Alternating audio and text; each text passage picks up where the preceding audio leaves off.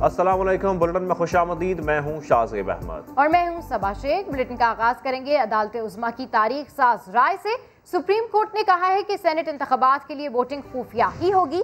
इंतखाबी अमल से करप्शन का खात्मा इलेक्शन कमीशन की जिम्मेदारी है। शफाफियत के लिए इलेक्शन कमीशन टेक्नोलॉजी इस्तेमाल करे। सुप्रीम कोर्ट ने सदारती रेफरेंस पर राय देते हुए कहा कि सेनेट बैलेटिंग से हमेशा खुफिया नहीं रह सकती। इस्लामाबाद से जुल्कनैन इकबाल की रिपोर्ट। सेनेट इलेक्शन में वोटिंग तो खुफिया ही होगी, मगर डाले गए वोट हमेशा के लिए खुफिया नहीं रह सकते। ऐवान बाला के इंतखाबात पर आइन और कानून दोनों का इत्तलाक होगा। सुप्रीम कोर्ट ने सदारती रेफरेंस पर अपनी राय दे दी। अदालत उज़्मा ने इंतखाबी अमल से करप्शन का खात्मा इलेक्शन कमीशन की जिम्मेदारी करार दे दी। अपनी राय में कहा, ऐवान बाला के इंतखाबात की शफाफियत के लिए इलेक्शन कमीशन हर किस्म की टेक्नोलॉजी इस्तेमाल कर सकता है। तमाम इदारे इलेक्शन कमीशन के साथ ताउन के पाबंद हैं। हुकूमत ने अदालती राय को खुशाइन करार दिया। मुअज़्ज़ज़ अदालत ने हदायत जारी की है इलेक्शन कमीशन को कि वो मेजर्स लें, गार्ड करें इलेक्शन को। ये जो वोटों को खरीदा जाता है, इस चीज को प्रोटेक्ट करना है, चोरी का रास्ता रोकना है। मुअज़्ज़ज़ अदालत ने कहा सीक्रेसी जो है इज नॉट एब्सोल्यूट। JUI के वकील जहांगीर जदून भी अदालती राय से मुतमईन नजर आए। सुप्रीम कोर्ट ने आज ये वाज़ेह आर्डर में ये राय दे दी है कि जो सेनेट के इलेक्शन है वो आइन के मुताबिक है, आइन के अंडर है। बैलेट की सिक्रेसी है वो इंटैक्ट रहेगी।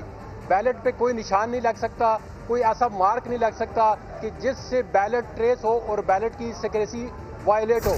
सुप्रीम कोर्ट के 5 रुकनी बेंच ने 4-1 के तनासुब से राय दी। जस्टिस शाहजहां अफरीदी ने अदालती राय से इख्तिलाफ किया। अदालत ने सदारती रेफरेंस पर 25 फरवरी को राय महफूज की थी। तो आपको बताना है, अदालत उज़्मा की तारीख साज राय आ चुकी है। सुप्रीम कोर्ट ने कह दिया है कि सेनेट इंतखाबात के लिए वोटिंग खुफिया ही होगी। इंतखाबी अमल से करप्शन का खात्मा इलेक्शन कमीशन की जिम्मेदारी है। शफाफियत के लिए इलेक्शन कमीशन टेक्नोलॉजी इस्तेमाल करे। सुप्रीम कोर्ट ने सदारती रेफरेंस पर राय देते हुए कहा कि सेनेट बैलेटिंग हमेशा खुफिया नहीं रह सकती। बिल्कुल, इस पर मजीद बात करने के लिए हमें ज्वाइन किया है मुआविन खुसूसी फिरदौस आशिक अमान ने। बहुत शुक्रिया, आपने समा के लिए वक्त निकाला। मैडम, अब जिस तरह से ये खबर सामने आई है, इस पर आप क्या कमेंट करेंगे, क्योंकि सुप्रीम कोर्ट ने कहा है कि सेनेट इंतखाबात के लिए वोटिंग खुफिया ही होगी। अब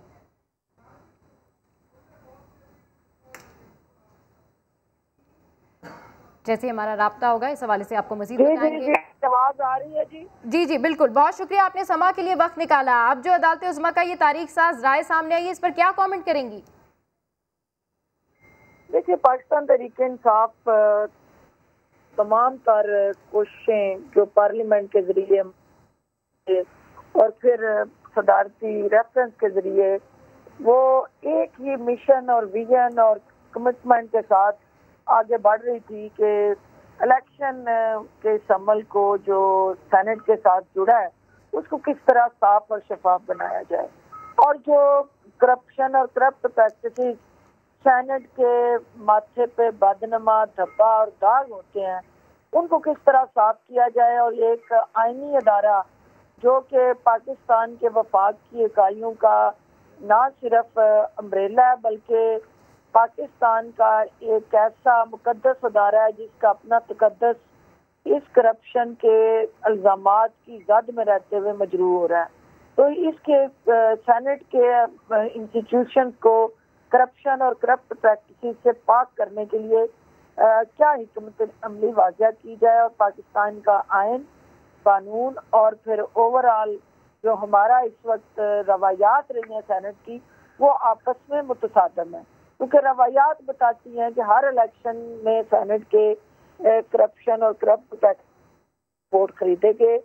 यहाँ पे बकरा मंडियाँ छतरा मंडियाँ लगती रही, की खरीदो फरोख्त होती रही, और जो माइनॉरिटीज पार्टी थी वो ब्रीफ केस के जरिए, चमक के जरिए, नोटों की बोरियों के जरिए अवाम के ज़मीरों का जो उनके नुमाइंदे। फिरदौस साहिबा, आप ये समझते हैं कि सुप्रीम कोर्ट की ये राय ट्रांसपेरेंसी की तरफ एक अहम कदम है?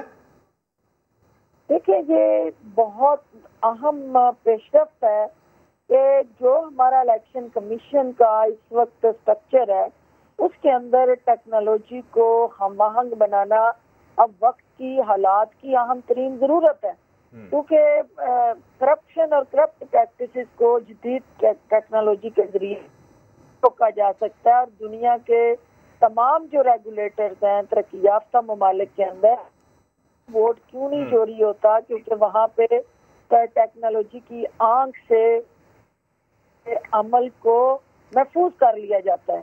तो इलेक्शन कमीशन के कंधों पर जो कोर्ट ने डाली है, इलेक्शन कमीशन मैं समझती हूँ कि वो कम्पिटेंट भी है, वहाँ पे कमिटमेंट भी है। तो मुख्तलिफ फौर जो है वो हमारे जो IT एक्सपर्ट्स हैं, जो हमारे IT और सॉफ्टवेयर के साथ जुड़े हमारे इंजीनियर्स हैं, उनका बिल्कुल एक कोर ग्रुप बना के सोल्यूशन की तरफ बढ़ना चाहिए। और सोल्यूशन जो है इलेक्शन कमीशन को बिल्कुल फिरदौस साहबा, क्योंकि अब सिर्फ 2 दिन बाकी हैं तो सोल्यूशन की तरफ जाना होगा। आपने अपना कमेंट दिया, आपका बहुत शुक्रिया।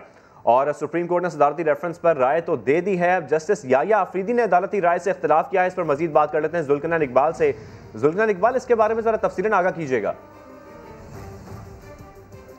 देखिए, जैसे याया अफरीदी ने दौरान समाअत भी अपनी राय का इजहार किया था और वो अटॉर्नी जनरल ऑफ पाकिस्तान को ये कह चुके थे कि क्योंकि सदारती रेफरेंस पर जो राय आनी है सुप्रीम कोर्ट ऑफ पाकिस्तान की, वो एक तरह से हतमी हैसियत होती है और उसके खिलाफ ना तो कोई नजरसानी दरख्वास्त आ सकती है और ना ही उसको किसी भी फोरम के ऊपर चैलेंज किया जा सकता है। इसलिए वो बार बार ये कह चुके थे दौरान समाअत भी कि बेहतर होगा कि पार्लियामेंट खुद इसको डिसाइड कर दी, क्योंकि एक फोरम मौजूद था पार्लियामेंट का, अगर उससे कोई अग्रीव्ड होता तो उसके खिलाफ फिर अदालत आ सकता था। अब अदालत ने अगर कोई राय ऐसी अपनी दे दी जो हतमी नौयत की हुई, उससे अगर जो कोई मुतासरा फरीक होगा या जिसको उस राय से इख्तलाफ होगा, वो अपना कोई कानूनी हक इस्तेमाल नहीं कर सकेगा उसको चैलेंज करने के लिए। ये वो बातें थी जो जस्टिस याया अफरीदी की जानिब से की जाती रहीं। तमाम जो 20 समातें हैं उनके दौरान बार बार वो सवालात भी रेफरेंस की जो काबिल समात होने के वाले से पूछते रहे, इसी कॉन्टेक्स्ट में पूछते रहे थे। तो यही राय उन्होंने अपनी इजहार किया है, अपनी जो कोर्ट की राय है उसके अंदर भी, और इख्तलाफ किया है इस राय से कि सुप्रीम कोर्ट को इसके ऊपर उनका बुनियादी नुकता ये था कि सुप्रीम कोर्ट को राय देने से इज्तनाब करना चाहिए सदारती रेफरेंस पर और इस मामले को पार्लियामेंट के ऊपर छोड़ देना चाहिए। लेकिन अब जो राय अदालत की आई है उसके मुताबिक तो आर्टिकल 226 का इतलाक होता है सेनेट के इंतखाबात के ऊपर, और अगर ओपन बैलेट से कराना हो, जो बिल्कुल ही बैलेट इसमें ओपन हो, उसके लिए जो आर्टिकल 226 जो आइन का है उसमें तरमीम करना पड़ेगी। तो अभी अदालत का ये कहना है जो वोट है वो डलने के बाद सारी उम्र के लिए खुफिया नहीं रह सकता। और अटॉर्नी जनरल ऑफ पाकिस्तान ने इस पर जो अपना ओपिनियन दिया है समाज से बात करते हुए, उनका ये कहना था कि अब इलेक्शन कमीशन को टेक्नोलॉजी के जरिए इस्तेमाल करते हुए बार कोड समेत कोई ऐसा इकदाम जरूर करना पड़ेगा इस राय के बाद परसों के इंतखाबात के लिए, कि जिससे ये बाद में पता चल सके कि कौन सा वोट किस शख्स ने डाला है। उनका ये भी कहना था जो बिल्कुल ठीक है, जो राय सामने आई है उस पर आर्टिकल 226 का इतलाक होता है और अगर तरमीम चाहिए तो फिर उसके लिए पार्लियामेंट से ये तरमीम, जबकि उनका मजीद कहना था कि वोट सारी उम्र खुफिया नहीं रह सकता। जुल्कनैन इकबाल अपडेट करें, आपका शुक्रिया। अटॉर्नी जनरल खालिद जावेद खान कहते हैं इलेक्शन एक्ट तरमीमी ऑर्डिनेंस मौसर नहीं रहा, इलेक्शन कमीशन को काबिल शनाख्त बैलेट पेपर छापने होंगे। सुप्रीम कोर्ट की मौजूदा राय का इतलाक हालिया सेनेट इंतखाबात पर भी होगा। ऑर्डिनेंस गैर मौसर होने के बावजूद सरबरा वोट देखने की दरखास्त दे सकता है। इंतखाबी करप्शन की ठोस बुनियाद हो तब ही वोट का जायजा लिया जा सकेगा। इलेक्शन कमीशन अपने तौर पर भी वोट का जायजा ले सकता है। इसी पर मजीद बात कर लेते हैं, हमारे साथ मौजूद हैं एक्स इलेक्शन कमीशन के साबिक सेक्रेटरी कवर दिलशाद साहब। कवर साहब, बहुत शुक्रिया आपने ज्वाइन करने के लिए। कवर साहब, जैसे कि हम देख रहे हैं कि आज एक बड़ी राय सामने आ गई है सुप्रीम कोर्ट की जानिब से और उसमें यह भी कहा जा रहा है कि इसके खिलाफ अब इसको चैलेंज नहीं किया जा सकता, ना नजरसानी और ना ही कोई दरख्वास्त दायर की जा सकती है। आप इस राय को कैसे देख रहे हैं? क्या अब इलेक्शन कमीशन की जिम्मेदारी होगी सारी? असूली तौर पर मुझे बड़ी हैरानगी हो रही है कि अटॉर्नी जनरल ने फिर अबहम पैदा कर दिया है।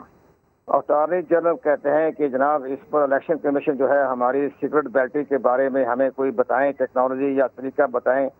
तो ये तो एक उन्होंने राय दी है सुप्रीम कोर्ट ऑफ पाकिस्तान ने, तो इलेक्शन कमीशन पाकिस्तान के पास तो कोई ऐसा और टेक्नोलॉजी मेरी नज़र में तो नज़र नहीं आ रहा कि कोई टेक्नोलॉजी है जिसकी वजह से वो हॉर्स ट्रेडिंग को या कट प्रैक्टिस को रोकथाम के लिए कदम उठा सके। इलेक्शन कमीशन पाकिस्तान के पास तो एक ही जो है उन्होंने अपना हलफनामा जो है वो सुप्रीम कोर्ट ऑफ पाकिस्तान में दाखिल किया है। इसके ज़रिए वो वोटर से भी और उम्मीदवार से भी एक हलफनामे पर दस्तखत करवाएंगे वोट कास्ट से पहले कि हमने किसी किस्म का भी कोई करप्शन ब्राइबरी नहीं की। अब इसको और ऑथ कमीशन से उन्होंने टेस्ट करवाने का हुक्म दिया हुआ है। अब ये तो एक बात ये है इलेक्शन कमीशन पाकिस्तान के पास टेक्नोलॉजी जो उन्होंने हलफनामे की सूरत में पेश किया। अब अगर किसी स्टेज पे आकर ये साबित हो जाता है कि ऑडियो या वीडियो के जरिए कि ये मामला जो है इसका हॉर्स ट्रेडिंग हुई है, तो फिर इलेक्शन कमीशन पाकिस्तान उसके खिलाफ एक्शन लेने का मजाज है और उनको ताहयात भी नाहल करार दे सकता है हल्फिया गलत हलफनामा दाखिल करने के जुर्म में। लेकिन अब मामला ये हो रहा है कि election supreme court of Pakistan ने इलेक्शन कमीशन पाकिस्तान के महकम को तस्लीम कर लिया कि आइन के आर्टिकल 226 में तरमीम जो है वो पार्लियामेंट ही कर सकती है, किसी इदारे के जरिए या किसी ऑर्डिनेंस के जरिए वो तरमीम नहीं हो सकती। अब अटॉर्नी जनरल साहब अब मजीद कन्फ्यूजन पैदा कर रहे हैं, अवाम पैदा कर रहे हैं। ठीक है, उनका अपना एक दानिशमंदी का मुजाहरा है, लेकिन तमाम पाकिस्तान के हलकों में ये बात आ गई है कि सुप्रीम कोर्ट ऑफ पाकिस्तान ने का फैसले के बाद वो ऑर्डिनेंस तहरील हो गया।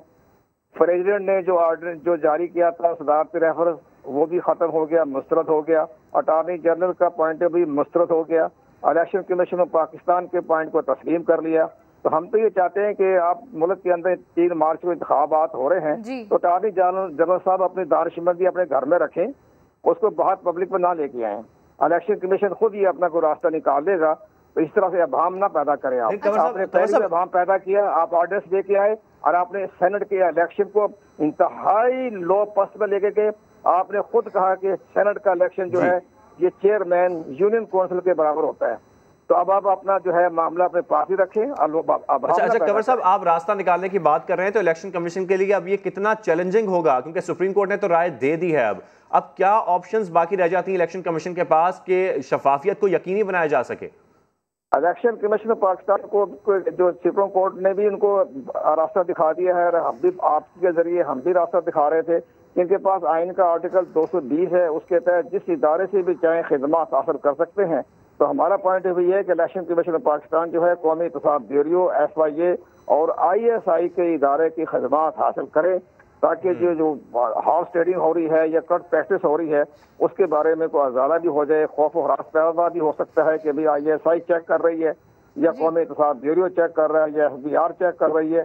तो ये तमाम सूरत हाल में जो FIA के पास बहुत बड़ा इदारा है, इस तरह की क्राइम के बारे में क्राइम विंग का इनका बहुत बड़ा इंटरनेशनल इदारा है, उनकी खिदमत भी हासिल की जा सकती है। खुशकिस्मती से पाकिस्तान के इदारे बहुत आला म्यार के हैं। इनको हमारे सियासी रहनुमा ने मुतराजा बनाया हुआ है, लेकिन हमारे बड़े आला म्यार के इदारे हैं। बिल्कुल आला म्यार के रूल्स बनाना भी इलेक्शन कमीशन का ही काम है। कंवर साहब, आपने अपना वक्त दिया, आपका बेहद शुक्रिया। MQM की हरी झंडी, माजरा क्या है जानिए कुछ देर बाद। सेनेट इलेक्शन के तरीक़ेकार पर सुप्रीम कोर्ट की राय, हुकूमत ने इसे तारीखी करार दे दिया। वज़ीर इत्तला शिबली फराज ने न्यूज़ कॉन्फ्रेंस में कहा, अदालत ने टेक्नोलॉजी के इस्तेमाल पर जोर दिया है। इलेक्शन कमीशन से दरख्वास्त करते हैं सेनेट बैलेटिंग के लिए जदीद टेक्नोलॉजी इस्तेमाल की जाए ताकि वोटिंग शफाफ बनाई जा सके। आज का जो फैसला है तारीखी फैसला है। लगता है कि इलेक्शंस वो आर्टिकल 226 के तहत होंगे, लेकिन साथ ही साथ में जज साहिबान ने जिस बात की निशानदही की, इलेक्शंस को शफाफ बनाने के लिए टेक्नोलॉजी का इस्तेमाल होना चाहिए। इलेक्शन कमीशन ऑफ पाकिस्तान से हम रिक्वेस्ट करते हैं कि आज के फैसले की रोशनी में जो बैलेट पेपर्स हैं उनको टेक्नोलॉजी का इस्तेमाल करते हुए, चाहे वो बार कोड की सूरत में हो या वो सीरियल नंबर की सूरत में हो, इस बात को यकीनी बनाएं। सुप्रीम कोर्ट की राय की रोशनी में इन इलेक्शन को और इस सीक्रेसी को दायमी नहीं किया जा सकता। PP रहनुमा लतीफ़ खोसा का कहना है, हुकूमत वाले जितनी मर्जी मिठाइयां बांटें, सुप्रीम कोर्ट ने हुकूमती ऑर्डिनेंस मुस्तरद कर दिया है। अदालत ने कह दिया है कि इलेक्शन आर्टिकल 226 के तहत ही हो रहे हैं। वो सुप्रीम कोर्ट के बाहर मीडिया से गुफ्तगू कर रहे थे। ऑर्डिनेंस जो उन्होंने जारी किया था वो कलअदम हो गया है। ऑर्डिनेंस कलअदम हो गया है क्योंकि ऑर्डिनेंस जो है वो मुहित था, मशरूत था इस बात पर कि आर्टिकल 226 का सुप्रीम कोर्ट कहे कि ये इलेक्शन आर्टिकल 226 के ताबे नहीं हो रहा, वो जबकि सुप्रीम कोर्ट ने इसके बरक्स कह दिया कि आर्टिकल 226 ही में ये इलेक्शन हो रहे हैं आइन में। इसलिए अगर कोई इसमें तरमीम मकसूद होगी तो आर्टिकल 226 आइन की तरमीम की जाएगी। इस पर ना ऑर्डिनेंस जो है मुतासर हो सकता है, ना ऑर्डिनरी कानून साजी इसके ज़रिए से जो है वो मुतय्यन कर सकती है खुफिया राय दही को। एक और अहम खबर शामिल करें, कराची की इंसदाद दहशतगर्दी अदालत ने अपोजिशन लीडर हलीम आदिल शेख की 2 मुकदमात में जमानत की दरख्वास्त मुस्तरद कर दी है। मजीद जानेंगे समा के नुमाइंदे इरफानुल हक से। जी इरफान, बताइएगा। ये 2 मुकदमात इंसदाद दहशतगर्दी एक्ट के तहत उनके खिलाफ दायर हैं और इसके हवाले से ये पुलिस ने बताया अदालत को कि ज़िमनी इलेक्शन हुए थे PS 88 में, जहां पर हंगामा राई हुई और कार्य सरकार में मुदाखलत की गई, पुलिस पर हमला किया गया। इस इल्ज़ाम के तहत हलीम आदिल शेख के खिलाफ और उनके साथियों के खिलाफ मुकदमा दर्ज किया गया था। इसके अलावा 6 फरवरी को तजावुज़ात के खिलाफ ऑपरेशन में रुकावट डाली गई, हंगामा आराई की गई और हमले किए गए। इस मुकदमे में भी इंसदादी दहशतगर्दी एक्ट के तहत दरख्वास्त शामिल की गई थी। इन दोनों मुकदमात में हलीम आदिल शेख और उनके साथियों ने दरख्वास्त जमानत दायर कर रखी थी। अदालत ने तफसीली दलाइल सुनने के बाद फैसला महफूज किया था, जो कि अब से कुछ देर पहले अनाउंस किया गया है। अदालत ने हलीम आदिल शेख की दोनों मुकदमात में दरख्वास्त जमानत मुस्तरद की है, जबकि PTI के कारकुन समीर शेख समेत जो दीगर मुल्ज़िमान थे, समीर शेख समेत 6 मुल्ज़िमान ऐसे थे जिनकी दोनों मुकदमात में दरख्वास्त जमानत अदालत ने मंजूर कर ली है। मुल्ज़िमान को ठीक है इरफान उल्लाह, आपने तफसील आगाह किया, बहुत शुक्रिया आपका।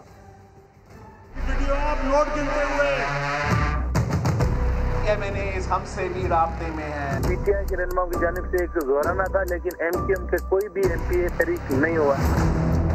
सियासत की जंग में अकेला है वो। तहरीक इंसाफ के 12 अरकान कौमी असम्बली का सेनेट उम्मीदवार यूसुफ रजा गिलानी की हिमायत की पेशकश का इंकशाफ हुआ है।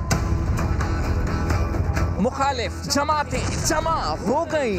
तमाम जमातें इस मुट्ठी की तरह मुत्तहद खड़ी हैं। सेनेट के इंतखाबात हम मुश्तरका तौर पर लड़ेंगे। गिलानी साहब जो हैं वो PDM के कैंडिडेट हैं। सब नजरे 3 मार्च को। कप्तान तो मैं पुरान इनसे ज्यादा बेहतर खेलना चाहता हूँ।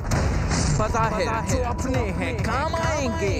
रेट लगने शुरू हो गए, ऑफर्स मिल रही हैं, या ऑफर की कश्ती में बह जाएंगे। मैं लानत बेचता हूँ जो अपने वोट को बेचते हैं।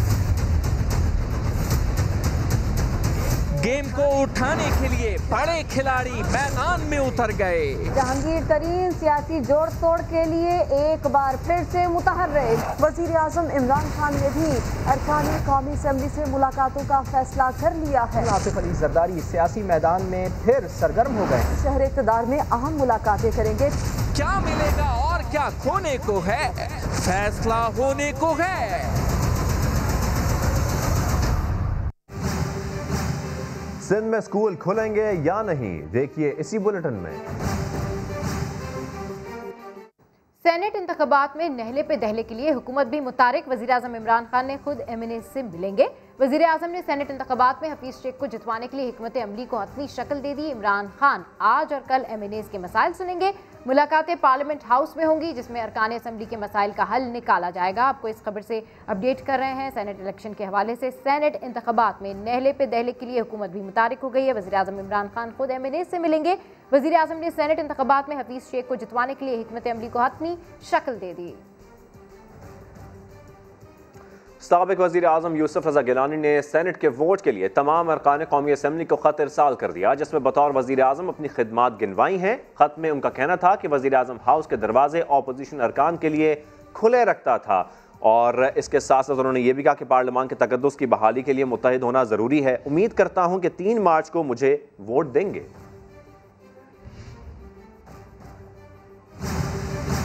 हीर के बाद रांझा भी चला गया, बताएंगे इसी बुलेटिन में। तो सेनेट इलेक्शन का ये मामला है, एक तरफ हुकूमत मुतारिक है, दूसरी जानिब आसिफ अली जरदारी भी यूसुफ रजा गिलानी की जीत का मिशन लेकर इस्लामाबाद जाकर बैठ गए हैं। आज अहम शख्सियात समेत PP मरकजी रहनुमाओं से मुलाकात करेंगे।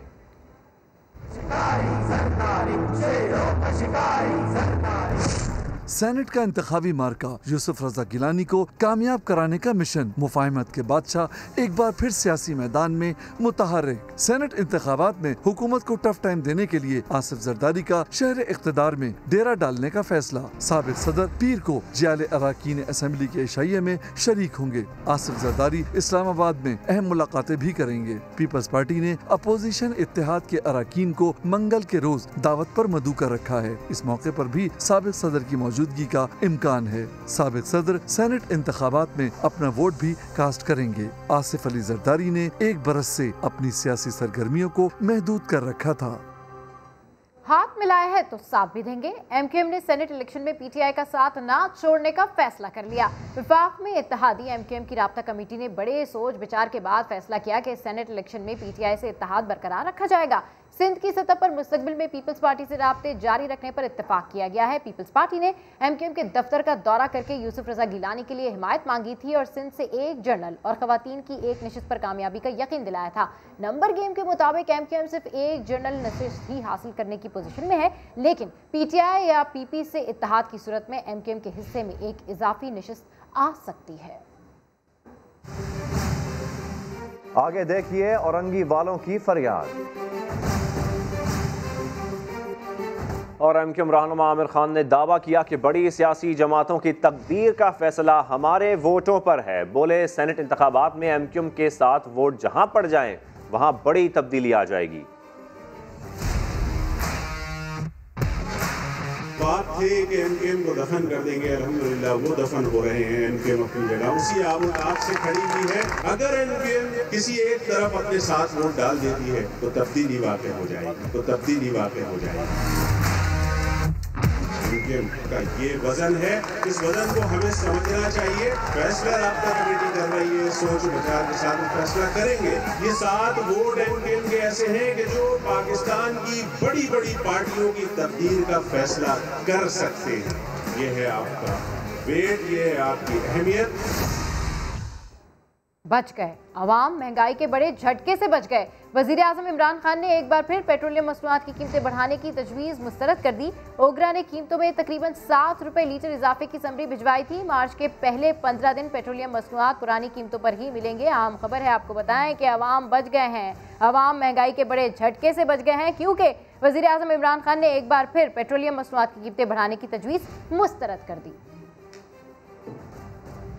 आगे बढ़े और आपको बताएं, मुल्क में कोरोना से मजीद 36 अफराद जान बहक हो गए। 24 घंटे में मजीद 1392 नए केसेस रिपोर्ट हुए। वायरस का जोर कम होते ही मुल्क में तालीमी इदारों में सरगर्मियां मुकम्मल बहाल हो गई। आज से तमाम निजी और सरकारी स्कूल मामूल के मुताबिक खुल गए। अब 50 नहीं 100% तलबा स्कूल जाएंगे। वजीर तालीम शफकत महमूद ने 1 मार्च से तमाम स्कूल मामूल के मुताबिक खोलने का ऐलान किया था। पंजाब की बात कर लेते हैं। पंजाब में आज से हफ्ते में 5 रोज स्कूल मामूल के मुताबिक खुल गए, लेकिन लाहौर समेत 6 शहरों में बच्चों की 100% हाजिरी के फैसले का इतलाक नहीं हुआ। NCOC ने कोरोना केसेस कम होने पर तालीमी सरगर्मियां मुकम्मल बहाल करने का ऐलान किया था। ताहम कोरोना वायरस के मुस्बत शरह वाले शहरों में 50% तलबा ही आएंगे। लाहौर, गुजरात, मुल्तान और रावलपिंडी में एक रोज में तलबा की निफ्स तादाद स्कूल आएगी। रहीम यार खान और फैसलाबाद में भी मुतबादिल दिन क्लासेस की रूटीन बरकरार रहेगी। कराची में सुर्ख दरख्त, देखिए इसी बुलेटिन में। सिंध में स्कूल मामूल के मुताबिक नहीं खुलेंगे। वजीर तालीम सिंध सईद गनी ने बता दिया। कहते हैं कोरोना से निजात मिलने पर ही तालीमी इदारों में 100% हाजिरी मुमकिन है। सिंध हुकूमत ने, महकमा तालीम ने सूबा सिंध की हद तक जो फैसले पहले से हुए हैं, चाहे वो इंटर प्रोविंशियल मिनिस्टर्स कमेटी में हुए हों, चाहे वो NCOC में हुए हों या फिर हमारी स्टीयरिंग कमेटी ने किए हो, हम उन्हीं फैसलों को बरकरार रख रहे हैं। और स्कूल्स में जो बच्चे जा रहे हैं उनकी हाज़िरी 50% ही होगी। अगर हमने उनके दरमियान एक मुनासिब फासला रखना है तो 50% हाज़िरी ही हो सकती है और 100% अटेंडेंस बच्चों को बुलाने की इजाज़त किसी स्कूल। बोलो कराची में आज हम आपको औरंगी टाउन लिए चलते हैं, जहां मसाइल हैं कि कम होने का नाम ही नहीं लेते। गंदगी, कचरा, सीवरेज और टूटी फूटी सड़कों से अवाम परेशान है।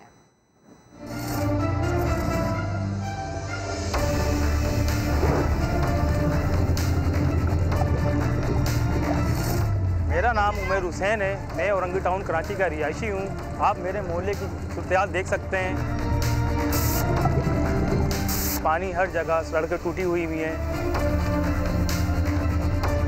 बीमार हो रहे हैं लोग, बच्चे। हमारे MP MLA कोई पूछने वाला नहीं है। वोट के टाइम तो नज़र आते हैं, वैसे वो गायब हो जाते हैं चिराग की तरह। ये 1 नंबर की सड़क है, यहाँ तो कचरा, यहाँ सड़कें भी इस काबिल नहीं है गुजरने के। ये गलियों में गटर बह रहा है, यहाँ नमाजी नमाज पढ़ने नहीं जा सकते। इतनी सीवरेज का पानी गंदा हो रहा है, नापाकी हो रही है, कोई पूछने वाला नहीं।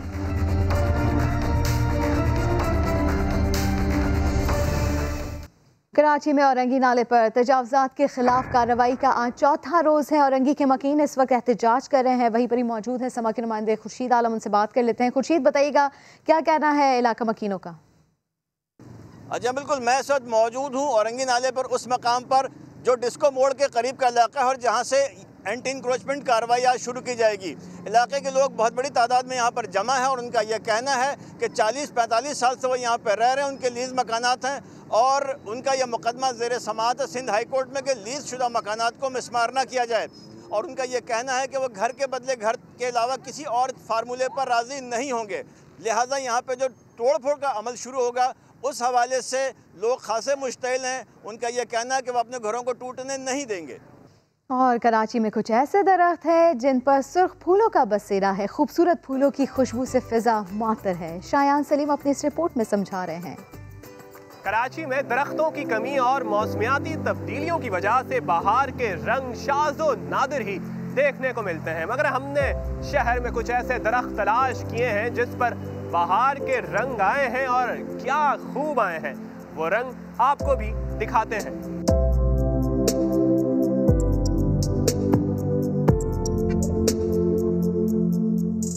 फूलों के गुलदस्तों का लग गया अंबार, सुर्ख फूलों से फिजा में आया निखार। इन दरख्तों पर बाहर है अपने जोबन पर।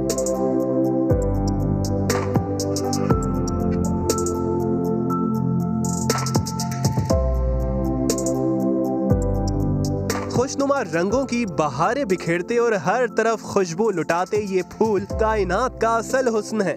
ये मुनफरिद दरख्त हैं सुंबल के, जिनकी तादाद कराची में इतनी है कि उंगलियों पर गिन लिया जाए। 30 से 35 साल पुराने फूलों से ढके ये दरख्त माई कलाची रोड पर बहरिया कॉम्प्लेक्स के साथ एक गली में शान से खड़े हैं। तारीख है वो चाइनीज़ हिस्ट्री की किताबों में हमें मिलती है।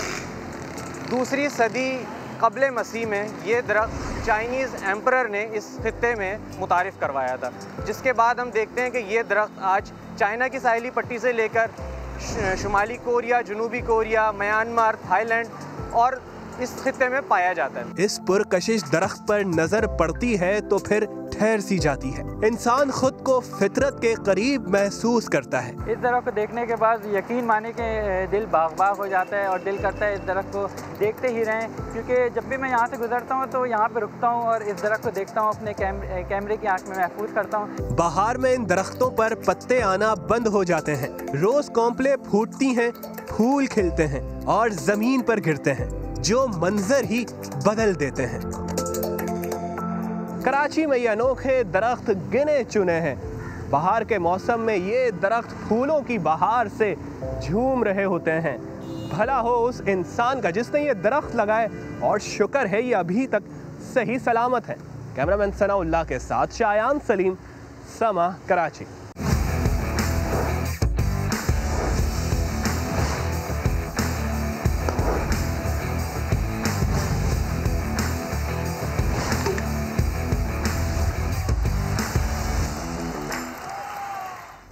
कोयटा ग्लैडिएटर्स को पीएसएल में पहली फतह की तलाश है। सरफराज की टीम आज इस्लामाबाद यूनाइटेड से मुकाबला करेगी। छठे एडिशन में कोयटा ग्लैडिएटर्स मुश्किलात का शिकार है। सरफराज की टीम 3 मैचेस में से अब तक एक भी नहीं जीत सकी। सरफराज 11 का पॉइंट्स टेबल पर आखिरी नंबर है। इस्लामाबाद यूनाइटेड 3 में से 2 मैच जीतकर चौथे नंबर पर मौजूद है। यूनाइटेड के खिलाफ कोयटा का पलड़ा भारी है। ग्लैडिएटर्स मजमूई तौर पर 11 में 7 मैचेस में कामयाब रहे। इस्लामाबाद की टीम ने 4 मैचेस जीते हैं। कुछ सैरो तफरी की बात हो जाए। ठंडा मौसम है, लोग अयूबिया की सैर कर रहे हैं। तारीखी सुरंग मोटो देखने भी जा रहे हैं। ये मोटो टनल क्या है, देखते हैं आतिफ कयूम की रिपोर्ट में। मुल्क भर से लोग अयूबिया सैर करने जा रहे हैं। चेयरलिफ्ट पर पहाड़ों के नज़ारे हो रहे हैं। बारबेक्यू भी चल रहा है। इस मौके का फायदा उठाते हुए बहुत से लोग 130 साल पुरानी मोटो टनल का रुख भी कर रहे हैं। बहुत अच्छा लग रहा है जी। आगे भी कई मरतबा आए हैं लेकिन इधर तक नहीं आए थे। अब ये टनल देखिए हमने, बड़ी एंटीक सी चीज़ है, पत्थर और ये पुरानी लुक दी हुई है जैसे हमारे किले वगैरह में होती है। तो हम बहुत इंजॉय कर रहे हैं, बच्चे बहुत इंजॉय कर रहे हैं। ब्रिटिश दौर में ईंटों से तामीर की गई ये सुरंग चंद माह पहले पब्लिक के लिए खोली गई है। लोग यहाँ पर आके घूमेंगे, देखेंगे इसको और इन्जॉय करेंगे। पत्थर इन्होंने वही यूज़ किया, स्टोन मतलब वही पुराना उसी तरह से, और कोई इसमें कोई चेंज इस तरह से लग नहीं रहा है। और जो है ना, इसको हमने बड़ा इंजॉय किया है, सेल्फी वगैरह ली है हमने। महकमा जंगली हयात के SDFO कहते हैं टनल से आगे का ट्रैक ठीक कर रहे हैं, यहाँ कैफेटेरिया बनाएंगे। अयूबिया इन दिनों अपनी खूबसूरती के साथ साथ तारीखी टनल के सबब लोगों की तवज्जो समेट रहा है। आतिफ कय्यूम, समा, एबटाबाद। फिल वक्त इतना ही, एक ब्रेक के बाद हाजिर होंगे हेडलाइंस के साथ। देखते रहिए समा।